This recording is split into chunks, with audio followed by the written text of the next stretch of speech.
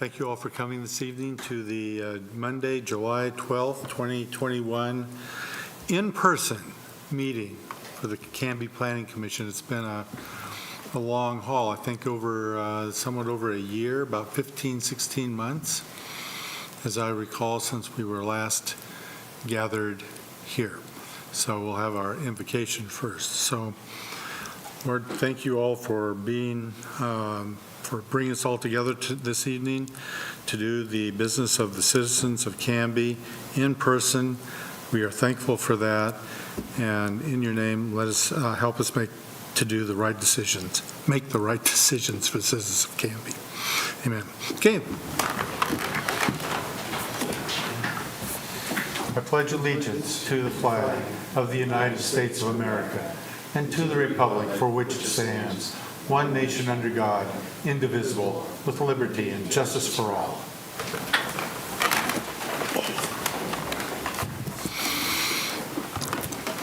Okay, for those of you that are kind of familiar with our format, in the past, we would go immediately to citizen input on non-agenda items, but now in the last couple of meetings, we have consent items. The first being the Dragonberry Produce DR 21-03 LLA 2103, and these are the final findings. If I can have a motion to approve. I motion to approve DR 21-03 LLA 21-03 final findings. Do we have a second? Second. All in favor say aye. Aye. Aye. Opposed? The second one would be Canby South, DR 21-01, final findings. Can I have a motion to approve? I motion we approve DR 21-01, VAR 21-01 final findings.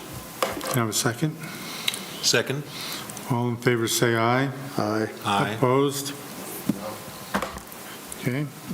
Yeah. On that. Okay, next on the agenda, citizen input on non-agenda items.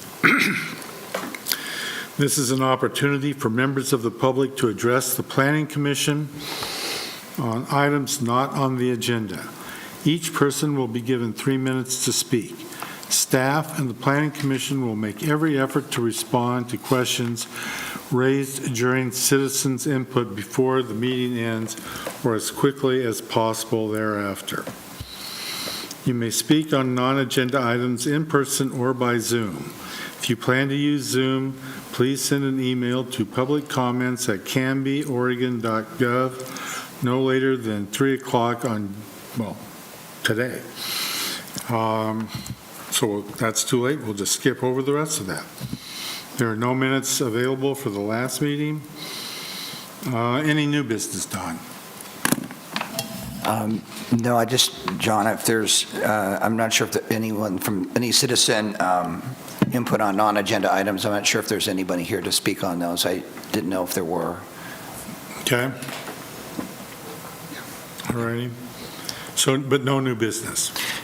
No new business. Okay. So we'll move into the public hearing.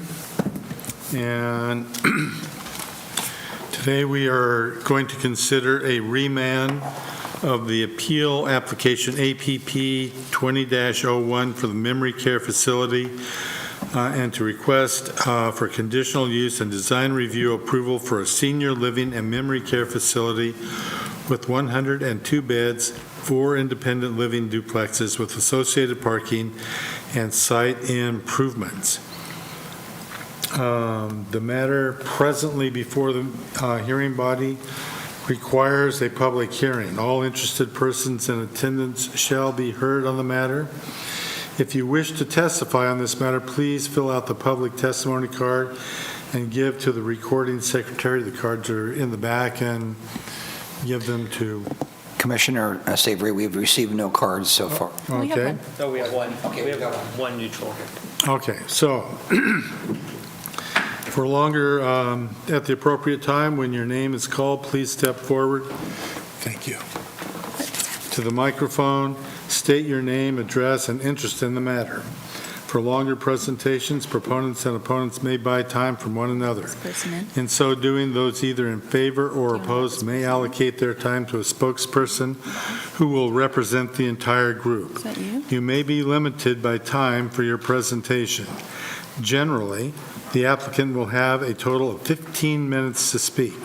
The other proponents will be given 5 minutes each, opponents will be given 5 minutes each, and those thought to be neutral on the matter will be given 5 minutes each. The applicant will then have 10 minutes for rebuttal. All questions must be directed through the chair. Any evidence to be considered must be submitted to the hearing body for public access and to become a part of the record. All written testimony received both for and against prior to the hearing shall be summarized by staff and presented briefly to the hearing body during the staff report. Testimony and evidence must be directed toward the applicable review criteria contained as indicated in the staff report, the comprehensive plan, or the applicable land use regulations which the person believes to apply to the decision. Failure to raise an issue accompanied by statements or evidence sufficient to afford the decision maker and the parties an opportunity to respond to the issue may preclude appeal to the Land Use Board of Appeals based on that issue. Failure of the applicant to raise constitutional or other issues relating to the proposed conditions of approval with sufficient specificity to allow the local government to respond to the issue may preclude an action for damages in circuit court. Everyone present is encouraged to testify, even if it is only to concur with previous testimony. At this time, I would ask that any member of the hearing body who has a conflict of interest to please indicate the nature and extent of the conflict and whether you intend to participate in or abstain from hearing the present matter. Okay. Also, if any member of the hearing body has had an ex parte contact with anyone prior to this hearing, including a visit to the site, please declare the nature and extent of such contact at this time. Does any member of the audience have any questions for any commissioner regarding conflict of interest or ex parte contact? Okay, so the public hearing will be conducted as follows. First, we'll have the staff report. Brianna, okay, great. And then questions by us. And then I will open the public hearing for testimony. The applicant will have about 15 minutes. Other proponents, not more than 5 minutes. Opponents, not more than 5 minutes. People that are neutral, about 5 minutes. And rebuttal by the applicant, not more than 10 minutes if necessary. That time we'll close the public testimony, and then we will have questions by the hearing body, and we will discuss the matter. No additional testimony unless allowed by the chair, and then we will make a decision shall be made at the close of the hearing, or the matter will be continued to a date certain in the future. This will be the only notice of that date you will receive. Any questions? Okay. The floor is yours, Brianna. Thank you very much, Chair Savory. My name is Brianna Adada. I'm an associate planner with the City of Canby, and tonight we are here to review the City Council remand of the appeal of the Planning Commission's denial of DR 2003 and CUP 2002 memory care facility at 13th and Ivy. Before I start, I do just want to make a note. We're keeping the name memory care facility just for clarity throughout the process, but as we've discussed before and as we will discuss in more detail tonight, it is memory care as well as assisted living. Okay. Oh, that's it? No. Okay. Move ahead. Wouldn't that be amazing? Yeah, it would be. Wouldn't it? All right, so here's the timeline. You can see the applications were submitted in August of 2020. They were deemed complete in January of 2021. It first went to PC in April. It was denied. The applicants appealed, and City Council, instead of hearing it, determined that there was new information that the Planning Commission should consider, and so they remanded it on June 2nd. And here we are, July 12th. Here are the existing conditions. Once again, it's a 2.6 acre parcel in the southeast corner of Ivy Street and 13th Avenue, and it's zoned R1 low density residential. Here's the site plan. You can see there's the two accesses on 13th and Ivy. The primary entrance points towards the intersection. We have the independent senior living duplexes on the right. And I also labeled the secondary entrance in the breezeway. This site plan has not changed. The applicants have submitted an alternate site plan for consideration. Staff still believe that this is the most appropriate site plan. So the applicants came in originally with a conditional use and a site and design review type 3 application. That is for the conditional use of a nursing home in the R1 zone. And it's a type 3 specifically because it's a new structure. They're requesting a parking reduction and access spacing reduction. These are the standards of our development code that the project meets outright, including site design. There is a 2-foot height difference over the maximum allowed in R1, which is 35. The height of their structure is 37, but that is allowed to step up height allowed by the conditional use provision. They just have to increase their setback by 1 foot, and they're able to go up an additional foot. Landscaping, they are over the thresholds that we require. Lighting meets residential standards. Public improvements, including sidewalks and street trees, will be installed. And again, the zoning is R1, which does allow nursing homes by conditional use. The specific requests that the applicant has, excuse me, that our items Planning Commission have some discretion on, including the conditional use, excuse me, the exception to access spacing standard. South Ivy and Southeast 13th are both arterials, and they have a 330-foot spacing standard from an intersection or other driveway. And because of the low traffic count for this use, typically we would only want to see one access, but they are asking for two. And lastly, the parking reduction request. Our standard is a nursing home standard of 1 space per 2 residents plus 1 per employee.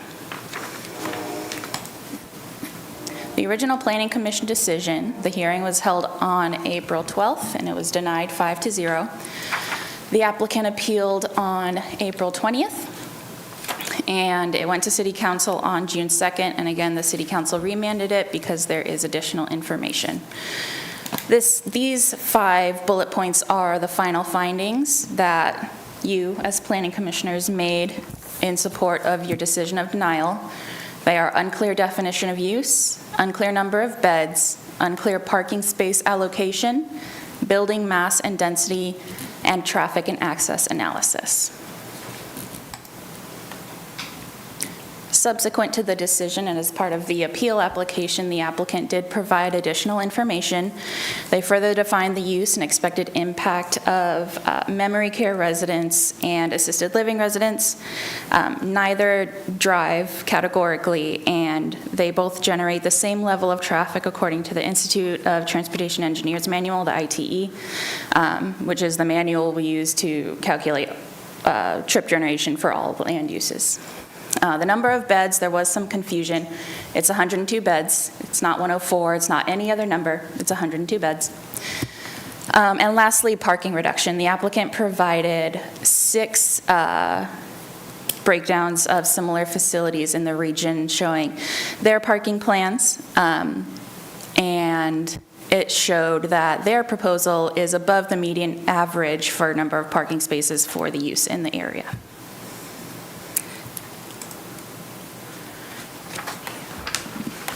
Here is the reduced parking chart. Again, we have the standard up top, 1 space per 2 residents plus 1 per employee. Again, the applicant states memory care and assisted living facility residents will not drive or own cars. As you can see, required, really the big difference here is the required versus proposed for the facility residents in particular, and that's the big difference here.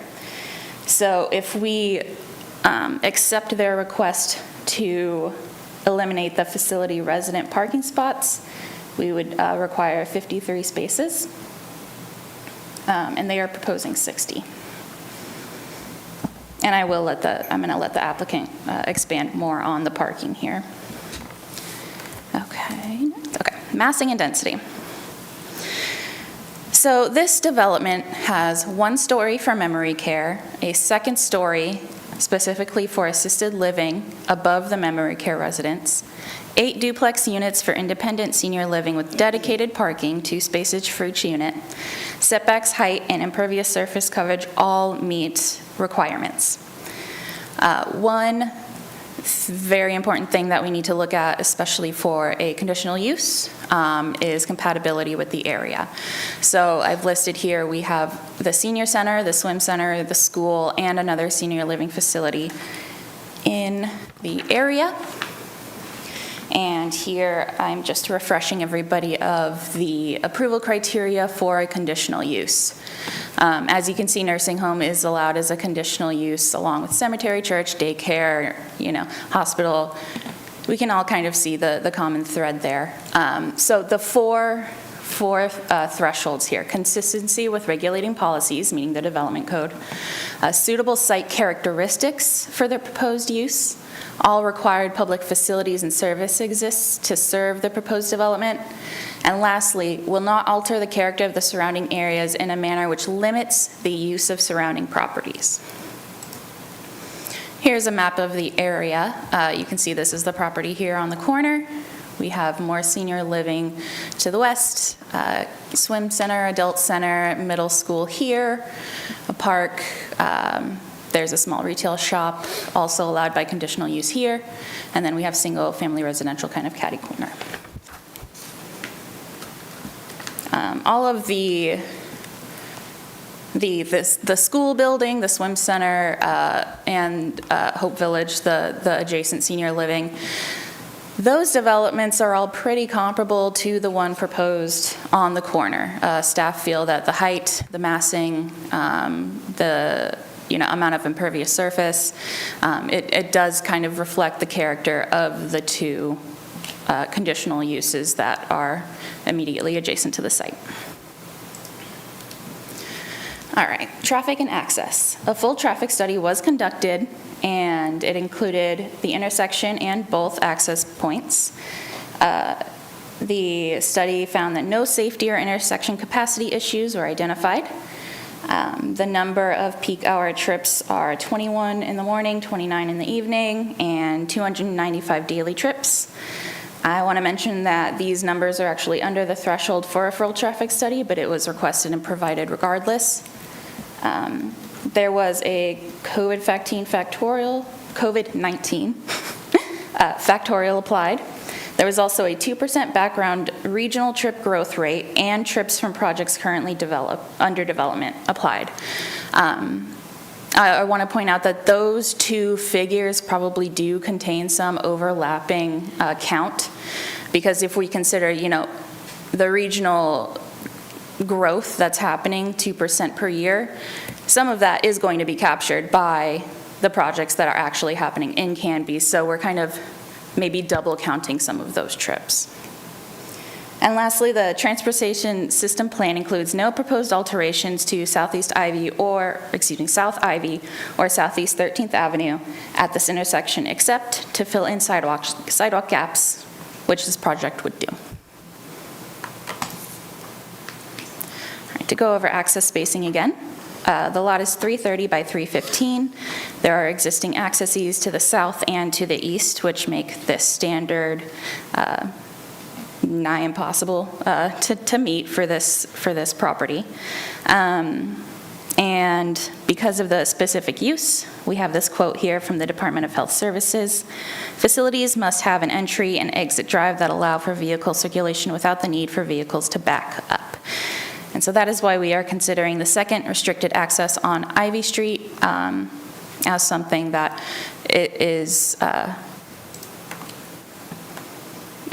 appropriate. So in summary, has the applicant addressed the final findings of denial? definition of use, memory care versus assisted living, they have. Number of beds has been clarified. The parking allocation has been affirmed with new information. 6 case studies around the region. Massing and density is addressed through the approval criteria for conditional uses, which I did put up once again, A through D here. And finally, the traffic study was affirmed as accurate and consistent with the transportation system plan. And I want to remind everybody that any future change to this development, if it were to be approved tonight, any physical or operational change would be subject to additional review. Because of that, staff believe the additional information is sufficient to address Planning Commission's final findings of denial, and therefore staff recommend Planning Commission approve DR 2003 and CUP 2002 as amended. Thank you, Brianna. Thank you. Any questions? Jeff? Nicole? Larry? Thank you. Thank you. Thank you very much. We will now hear from the applicant, and who will be speaking for the applicant? I suspect it is much. Please state your name and address. Thank you, Chair Savory. Tyler Smith, attorney representing Waterstone Investments, and Petronella Donovan is with me on my right. We have on Zoom our planner, Ed Redescu, and civil engineering side, and we have Gary Spanowitz, who is our traffic engineer for this project, who's also sometimes the city traffic engineering work. With that, I'll get started. I would like to thank all of you for being here, and thank the staff, particularly for being live. The last one was on Zoom, which I believe, it's our opinion, led to some of the miscommunications and inability to correct those in a real-time setting. So as staff has pointed out now, we've provided additional information that clarifies what wasn't apparently clear the first time this was brought before you. But we do agree with the staff from back in April that this should be approved. We agree with staff now that this should be approved. And some of the things that let me get my presentation open here.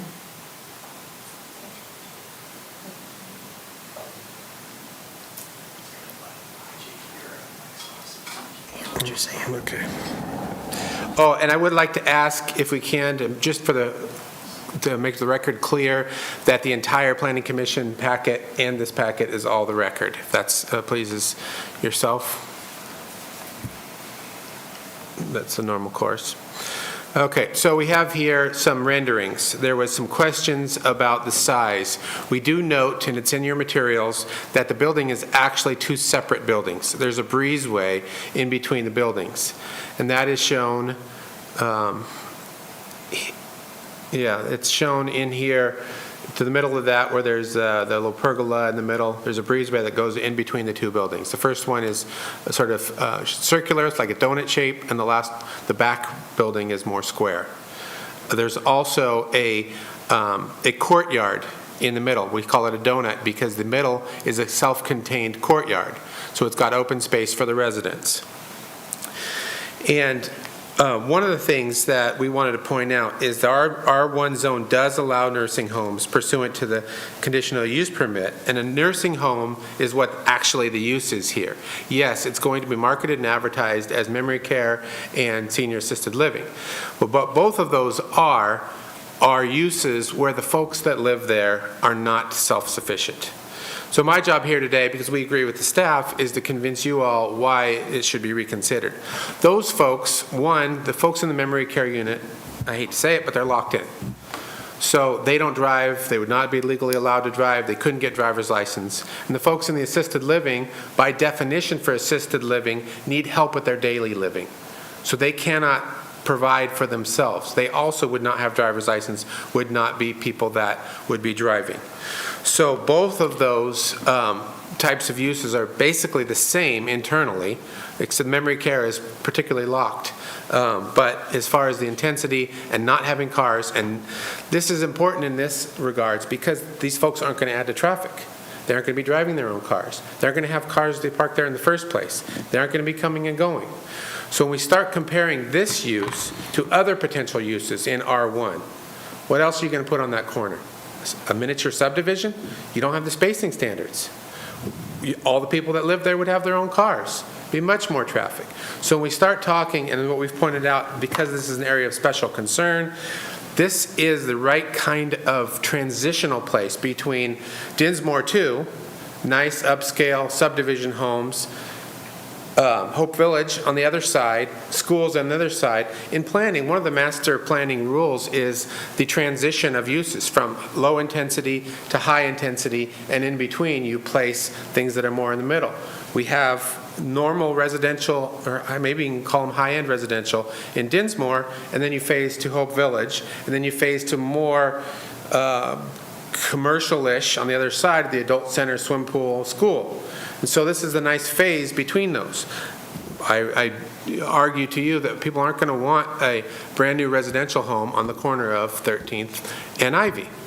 So with a facility, you avoid those. And so that's why we've placed in there that this is the right solution for this kind of a problem. So I'll get next to the parking. What I would like to point out, and this was not discussed actively at the last Planning Commission meeting, is that Canby Municipal Code 1610-010 specifically allows the Planning Commission or the City Council, whoever's making the decision, to determine and approve the necessary of parking spaces needed for a particular application. So and that's the very first thing in that code, 010. So it says for all those things under there, you can determine if there's different criteria that apply for a particular type of use, particular application. And that's where this fits in there. Because these residents don't drive, because they aren't going to even own cars, because they aren't going to store cars there, the normal standard for an R1 just simply doesn't make much sense here. And is inapplicable. And if traffic and parking is a main concern that you have, this is probably one of the least traffic, least parking types of uses that you could imagine to fit in there. A gas station, which might have been proposed before, or duplexes, or R1 subdivisions, or a commercial store, or a retail store, it's probably going to have much more traffic than a residential facility like this. So what we pointed out with our 6 examples, is that the parking that is proposed there was 60 parking spots is high for the industry standards. As Brianna mentioned, it's above the median, is what she pointed out. And if you take the duplexes, there's the 8 duplexes to the side, and add those in, it's almost one of the highest parking per resident.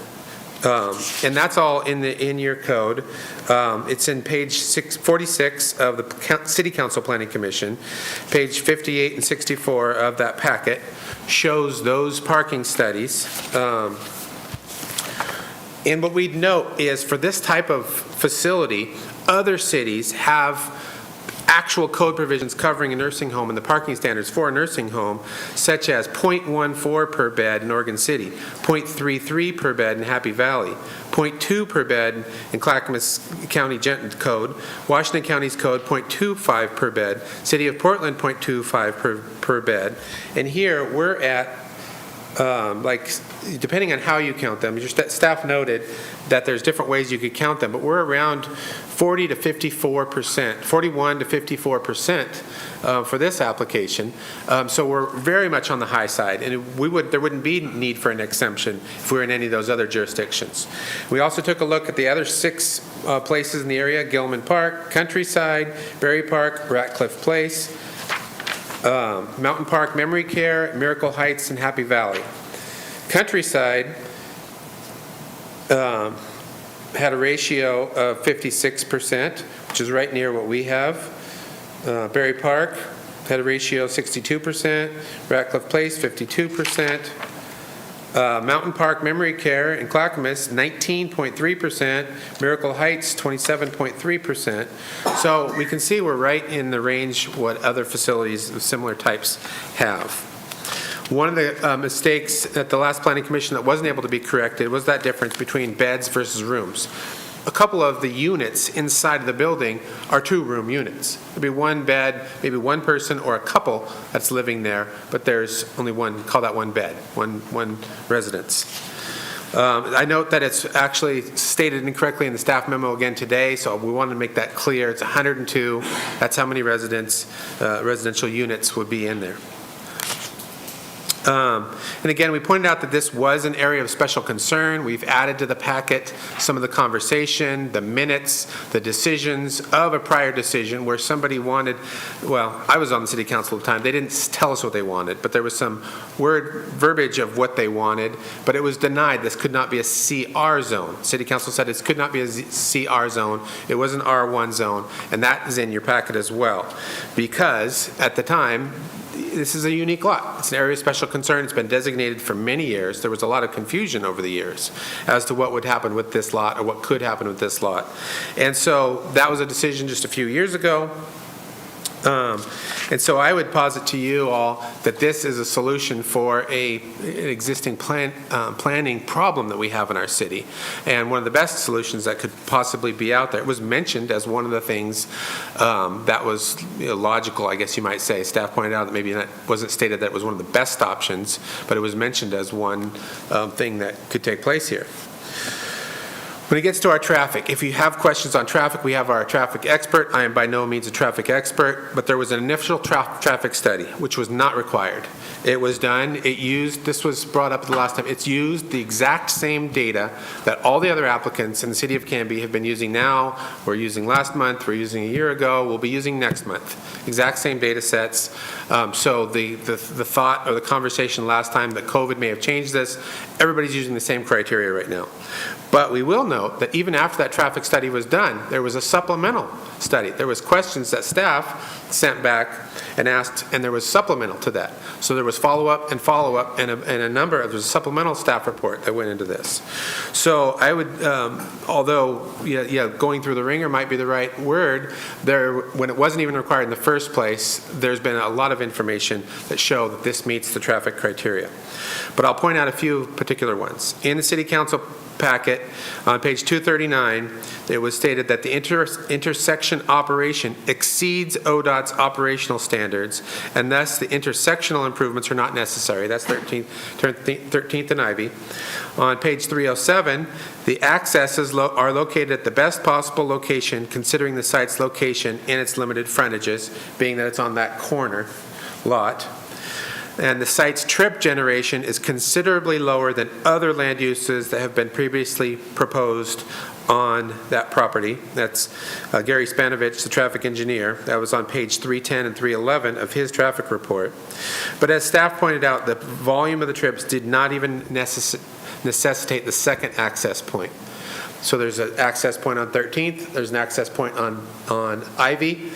And what the traffic engineer pointed out was the two access points that actually reduces any kind of congestion because it gives two places to enter, two places to exit. Now, if you apply the right turn only on the Ivy, they still have two places to exit, one place to enter, but it reduces the actual traffic impact because it separates those out.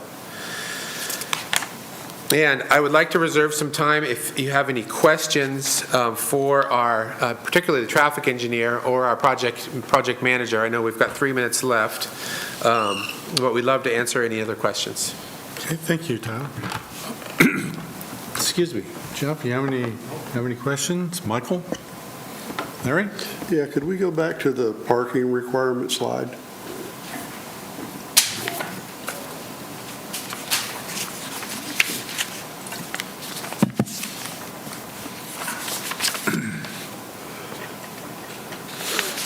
Okay, how many, you got 33 employees, how long are the shifts? So every shift you have a change of 33? Right. So I think it's in your packet, but so between the hours of 6 a.m., I don't know if you can hear me all. So 6 a.m. to 2:30, there's 16 staff members. Between 8:30 a.m. to 5 p.m., there's 12 staff members. And then from 2 p.m. to 10:30 p.m., there's 12 staff members. And then from 10 p.m. to 6:30 p.m., there's 8 staff members. Oh, okay, so 33 aren't all at the same time. So we're going to have 60 parking lots for max about 16 people at a time. Okay, that's my main question. Thank you. Okay. Jason, Did you have any? I have a couple questions. Can you hear me? I can hear you, but I can't see you. You're disembodied. Well, maybe that's a good thing. No. Considering it's 10:30 where I'm at, we'll see how this all goes. So first, I just want to clarify, it was mentioned in the more updated report that there will be no changes made to the intersection. I want to make sure that this addresses I don't know if you would call it a recommendation or what in the previous presentation when the designer was going through the project, he had mentioned relocating the post that holds up the stoplights at the intersection to make way for a sidewalk. I want to make sure that that addresses that because that seems somewhat unreasonable.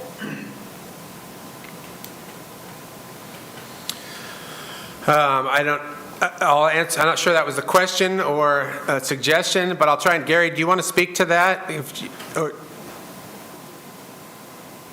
Did Gary make it on? Yeah, Gary's Yeah, there. I He's saw him, muted. yeah. He's muted with that beautiful picture in the background. Sorry. And, hold on. There you are. Hi. There you are. That's the CC, by the way, the CC in the building. It'd be better if Edward could address that issue. It's not really a traffic issue, it's a civil issue. Eddie and Richard, yeah. Yes, I'm here. Okay. Why don't you repeat that question? If you could state your name and address, please. Yes, my name is Edward Rodolescu with EPR Design. My address is 919 Northeast 19th Avenue in Portland, 97232. I remember last time that question coming up, and I'm sorry my video is not running. I'm kind of in a low Wi-Fi area as well.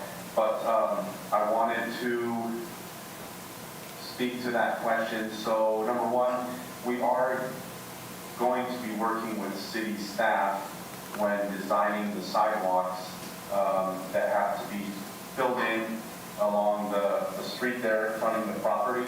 I do know last time we spoke about being able to design the sidewalk to meet ADA and access for pedestrians through there without actually relocating it. We talked about opening up that corner to a wider section of sidewalk, creating almost like a plaza area so that we can still provide the minimum clearance to the pole for pedestrian access to meet ADA and also to just make that whole corner look better than just connecting the two sidewalks there. Okay. And that's something that we work through at the building permit stage, where we would propose our public improvements and then city engineering staff would review and work with us to get all that dialed in the way the city would require. Okay.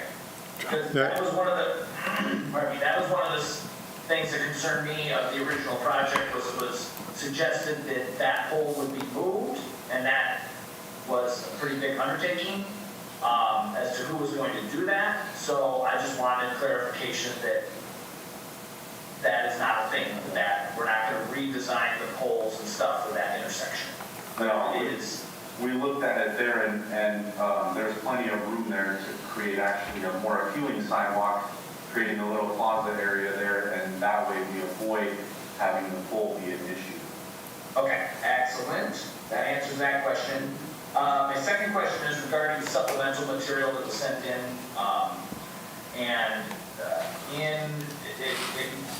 In regards to the parking, on page 6 of the packet that we received, I believe it was titled Attachment A and B.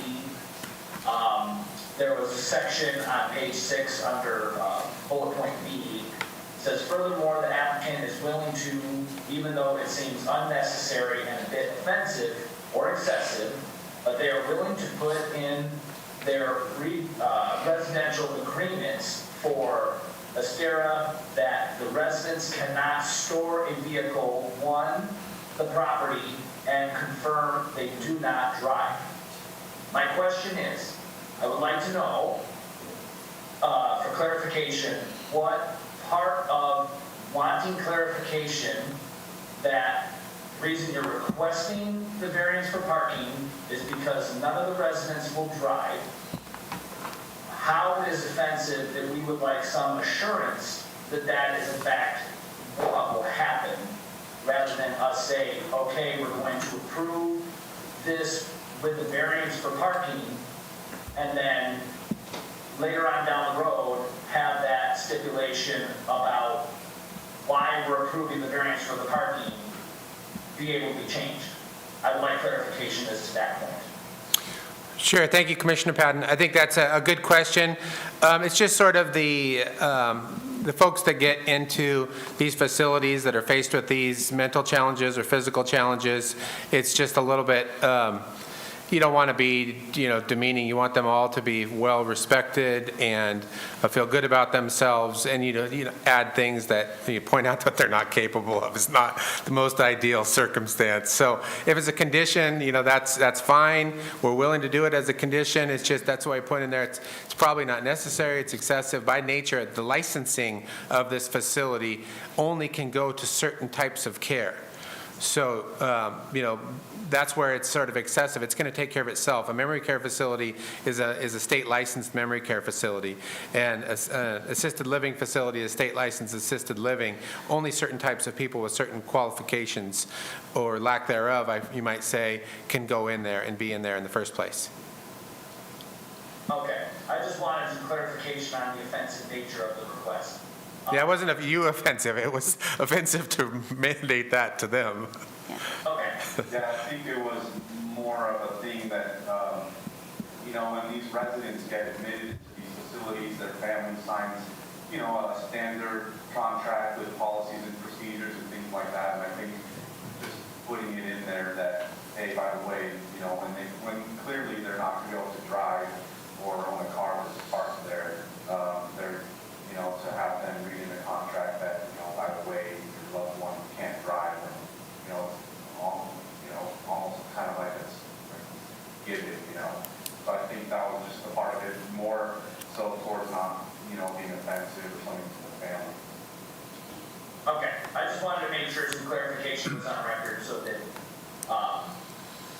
once this goes in, that there's some clarification on why that was offensive. And Commissioner, I just want to make a comment. I've been doing this for over, 22 years plus, actually, and I don't think I've ever had a resident in my facility drive to the facility. So if that helps any. That answer your question, Commissioner Patton? Yep, I believe that's it for me. Okay, thank you so much. Commissioner Boatwright, do you have any questions? I don't have a question, but I have kind of an answer for the corners. That intersection, the light was installed there not too many years ago, and it was all updated. All four corners there are ADA accessible. The light pole that holds the traffic lights is set back behind the current sidewalk. Now, in that corner, it's just the corner has a nice round corner exactly like the other four corners. So when they put in new sidewalks, I'm sure it'll look a lot better, but I don't think they're going to have to touch that corner with the light pole. If I could, is that corner still slated for a roundabout? It was when I was on council. Not anymore, okay. Commissioner Hutchinson? Nothing, thank you. Okay, thank you very much. Thank you for your presentation. Thank you. Are there any other proponents who would like to speak in favor of this? Okay. Chair Savory? Yes. I do have two people on the Zoom call that I'm not sure what their affiliation is. So I have John Brazzi. Rosie, I don't think he'll be commenting. Okay, and then Mary Kay Otto. So I didn't know if... Okay, so... I believe, it sounds like she's with the applicant team, so maybe not. Traffic, she's our traffic, Okay. Okay, so no further, okay. So do we have anybody in opposition that would like to speak at this time? I have one, Scott Sassy, I hope I pronounced that correctly, that would like to speak. He's neutral, but he would like to speak. So, Mr. Sassy, if you could state your name and address. Scott Sassy, 1440 South Ivy. If you could put up the big map again of their facility.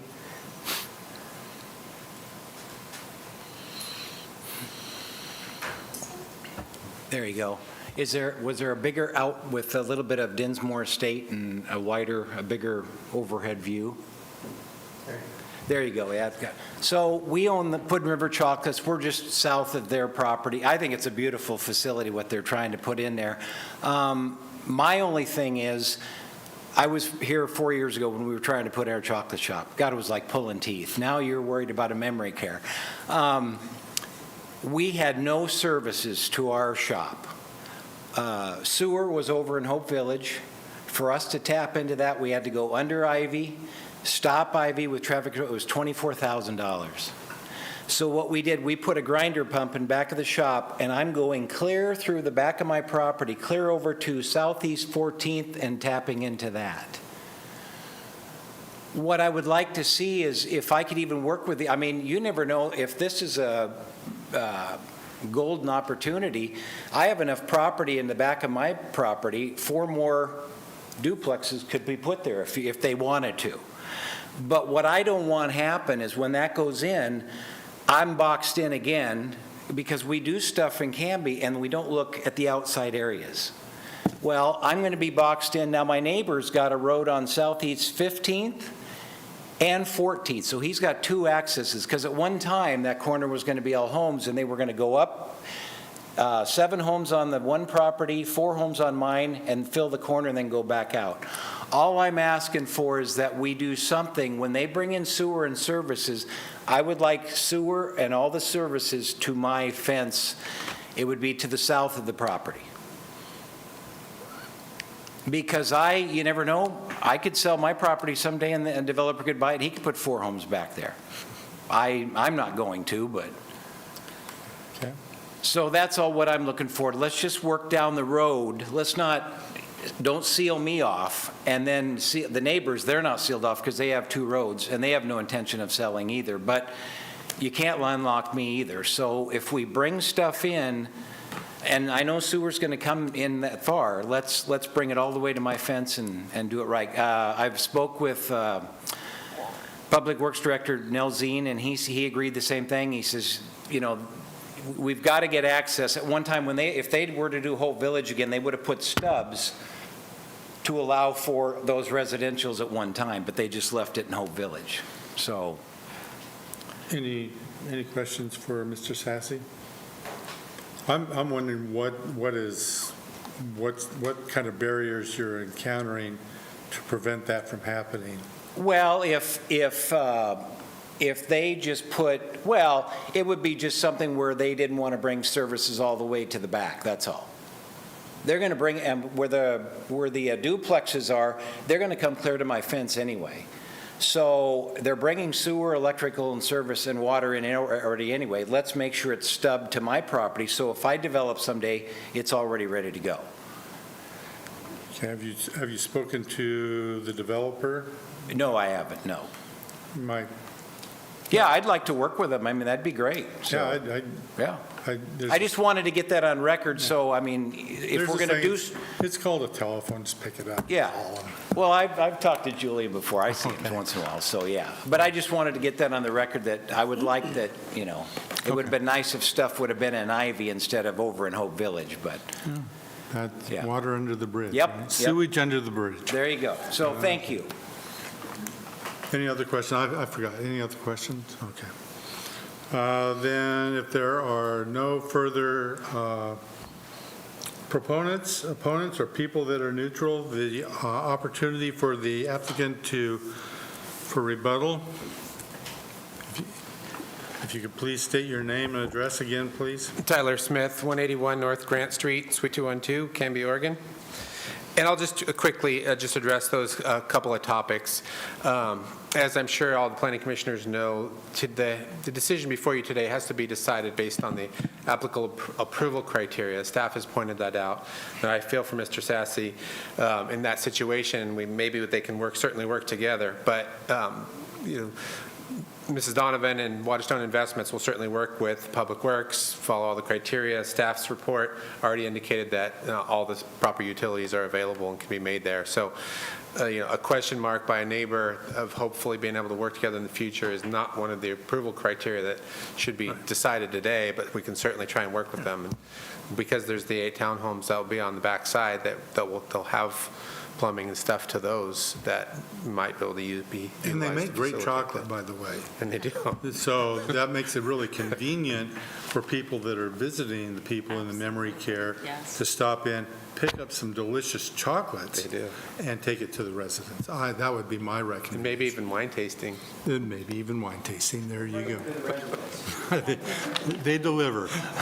Okay. Anything else? No. Any other questions for Tyler? Okay, thank you very much, Tyler.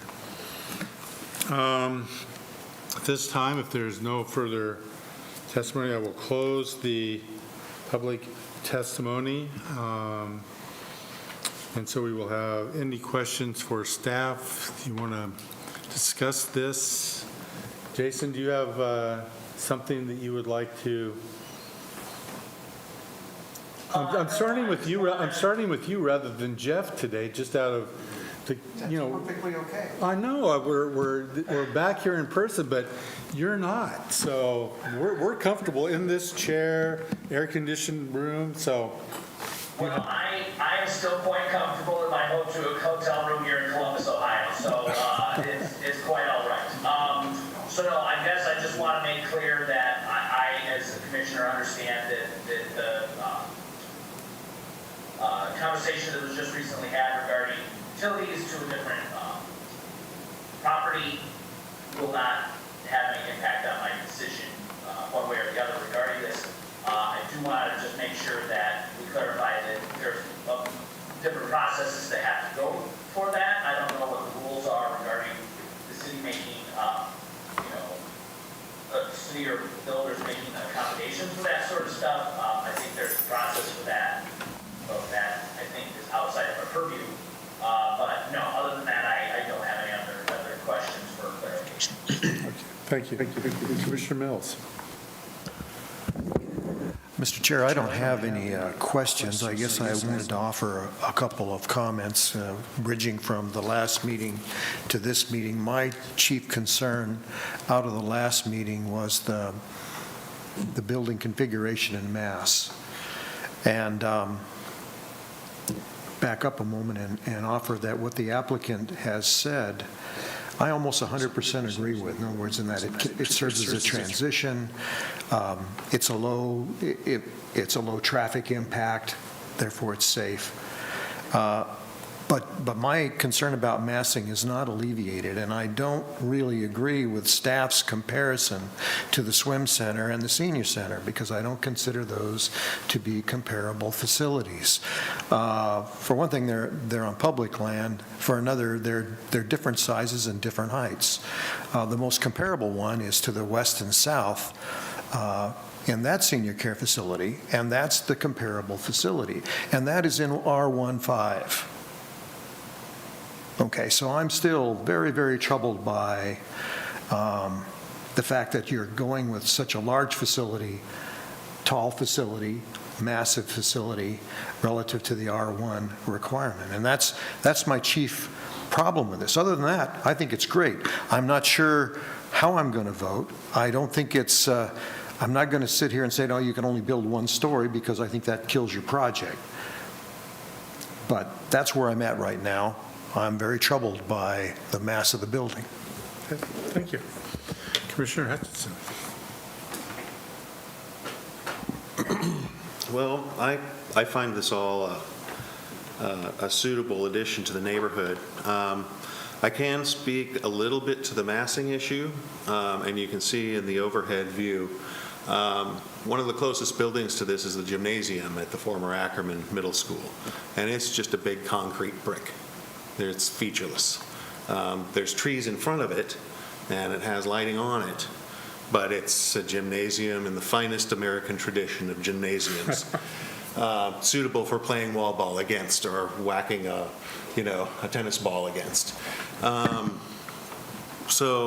And you can see, if you look at it there, I mean, yes, the low building of the adult center is close to the corner, but the next building, almost catty corner to the build site is not the most attractive structure and quite massive. The trees do soften it quite a bit, and I am hoping that their landscaping will do similar things to their architecture, but the renderings I saw, the architecture looked just fine. I'm not sure that alleviates your concerns. It is a large building for the area, but, we're growing in that direction. There's a lot of space to the south, not so much to the north. So that's all I have. Thank you. Commissioner Boatright. Yeah, it is a big building. It is a nice-looking building. I said that before, and I was worried about the mass, too. I didn't realize there was only a 2-foot difference in the 2-story houses at Dinsmore and this place, so that it's a nice building. That property's been sitting empty for a long time, and it is a real problem getting anything built in there because of the restrictions on exiting out on Ivy and 13th. The parking was a big problem for me last time because I saw that 51 spots required, 0 provided for the patients. I saw 33 employees. I had in my mind that was 33 per shift. So I was thinking, well, my gosh, you got 60 parking spots. You're going to have 66 people on the premises at one time trying to find a parking spot. Well, I was wrong on that. And I was worried about visitors. I actually think that 60 is probably enough, considering that there's probably only 16 employees at one time there. So I feel better about voting for this, and I will. Thank you. Well, yes. This is Jason. I just want to make a point of clarification. It was mentioned by Commissioner Mills, the swim center and the adult center are on public land. They're actually not. They're on private property owned by the school, and the city leases that property. So I just wanted to make sure people knew that. Okay. Thank you. Thank you. Well, after, in considering the changes that the applicant has made, I think that it's going to be and to Commissioner Boatright's point, that piece of property has been vacant for a really long time. And I thought about what the applicant said about what else are you going to put there?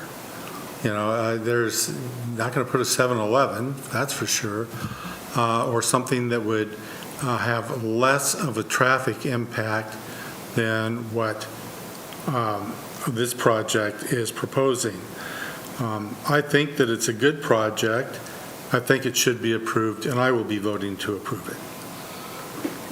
So, any further discussion? Commissioner Patton? No, I'm good. Oh, you're good. Okay. Then at this time, I will entertain a motion to approve, let me get this right, approve APP 20-01 for the memory care facility to conditional use and design review approval. I make a motion we approve APP 20-01 for the memory care facility and for conditional use and design. Yeah. Never mind. Yeah. Do I have a second? I'll second. It's been moved and seconded that we approve this project, APP 20-01. All in favor say aye. Aye. Aye. Opposed? Okay, thank you very much. Was that with the finding recommended by staff? The additional finding of the stipulation in the contracts. Okay, I recommend APP 20-01 is approved with the conditional findings of the staff report. Okay, it's in the memo. Do we have to second it or vote again? Why not?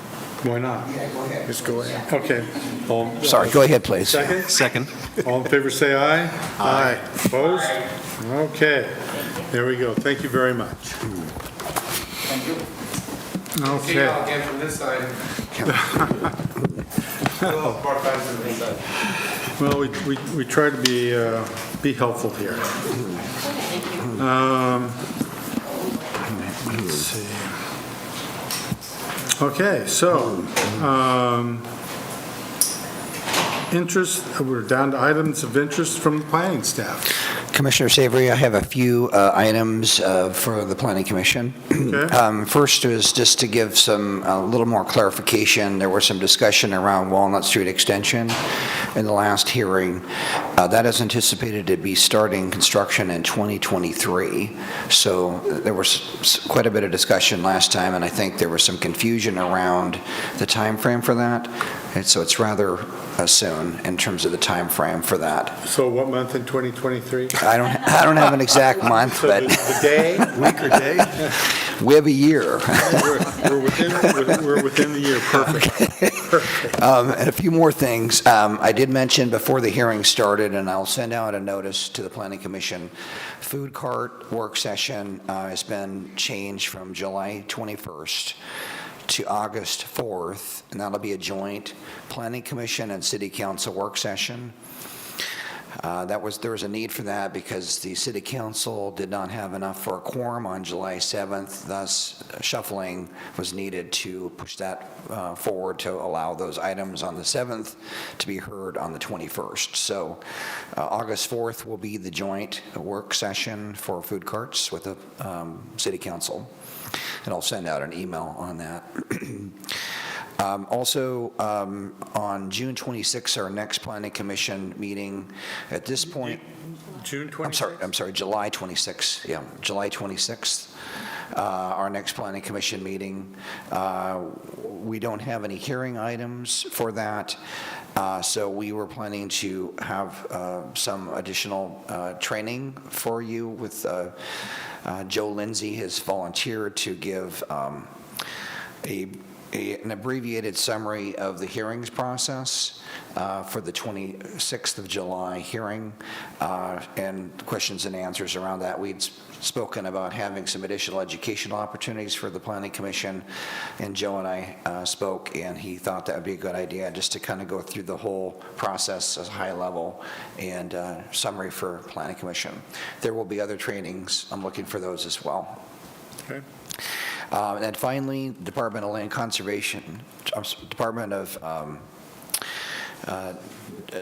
Land Development and Conservation, we've submitted for a grant, and those are for housing needs analysis and housing production strategy for consulting assistance.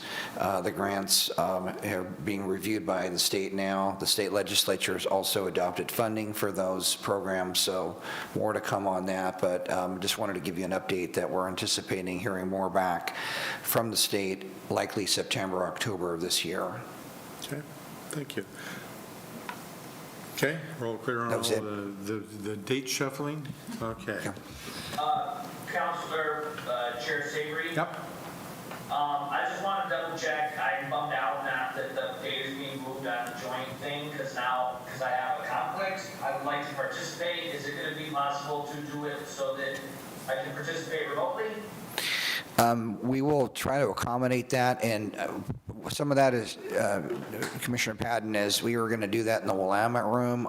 Let me circle back with you to see if we can at least connect you. It may not be by Zoom, but maybe there's another platform for you.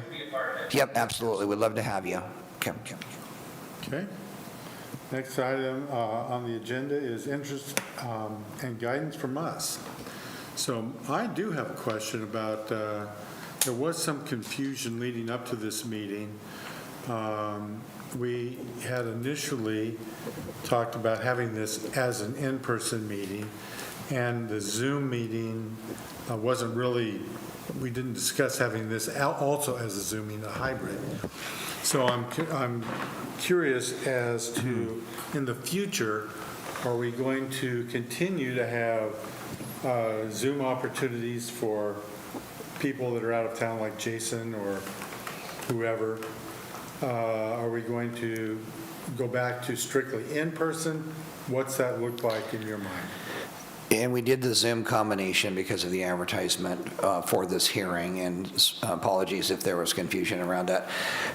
It hasn't really been fully determined, like, when we're going to end the Zoom. I mean, I think it does provide a nice platform for Commissioner Padden to join, and as well as others. I think my sense is we will likely continue the Zoom for at least another month, and then we'll kind of see where that's at. And I think it does give some opportunity that may still be beneficial.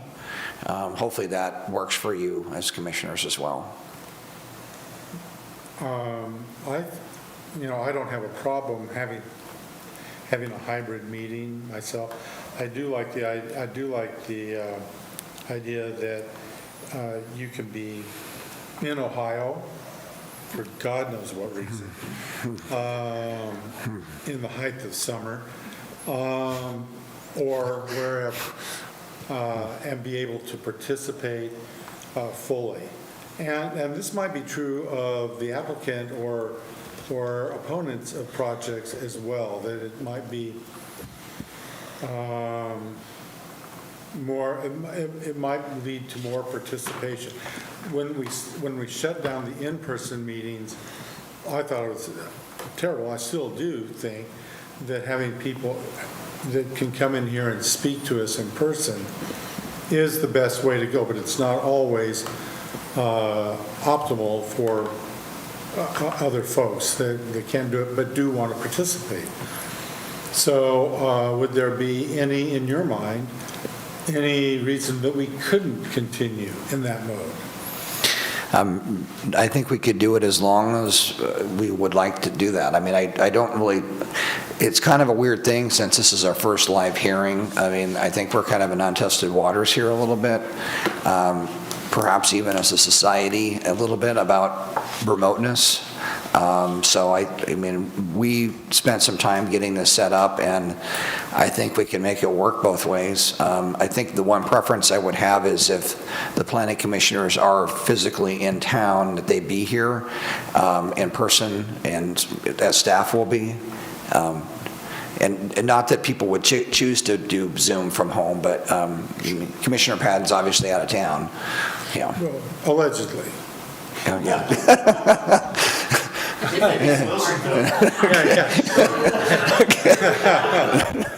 Just down the street of Lawrence. But I'm not sure what from your end of it, how much work is that? How much of a effort goes into making a Zoom meeting possible? I mean, I have no idea. I call in, you're there. Is it a lot of work? Is it? I think it does add some work, but I think there are members of the community that are a little hesitant to do in person just quite yet, and so I think we have heard some kind of mixed.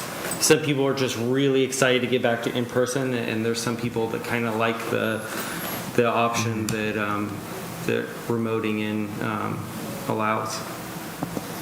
In terms of additional work, it's setting up the Zoom notice, setting up the meeting, make sure it's distributed, and updating our land use notices to have both options. So it's not monumental. How much time do you spend? Does it fall on you? It typically would fall on the planner just because Lainey is not with us right now. Okay. So for this foreseeable short-term future, it would be by the planner. Okay, so how much time is actually involved?